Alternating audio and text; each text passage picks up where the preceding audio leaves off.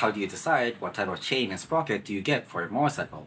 Well, first of all, look at your manual. Any motorcycle company worth buying from will usually tell you in the user's manual what type of final drive you should get. This includes chain size, chain type, chain length or the number of links within that chain, front sprocket teeth count, and rear sprocket teeth count.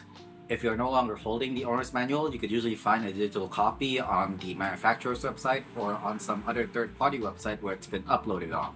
Alternatively, you could always buy your sprocket and chains as a set. Some producers will actually sell it to you as a set of sprockets and chains, and they already follow the specifications of your motorcycle as OEM.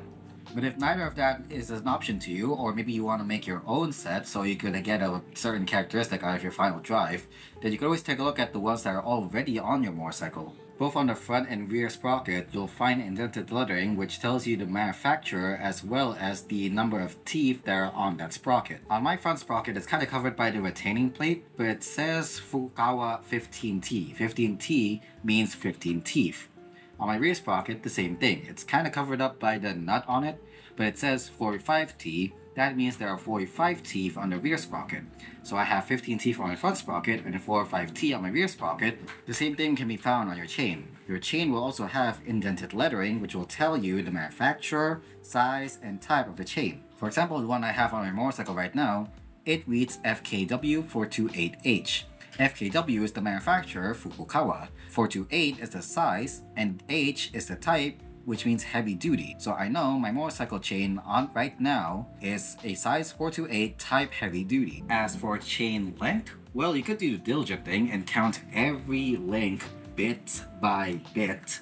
Or you could do the lazy way out, which most people do anyway, and just compare your motorcycle to a motorcycle of similar size and buy a chain that's a fair bit longer than that chain and simply cut it to length yourself when you're going to go install it. You can buy these chain cutters from a bicycle shop or a motorcycle shop. They're pretty cheap and they're very useful if your manufacturer doesn't give you the exact length of chain that you would need for your motorcycle. Also, do remember when you're shopping for sprockets, make sure that they're the right size for your chain. Trying to fit the wrong size sprocket with the wrong size chain is not a good idea.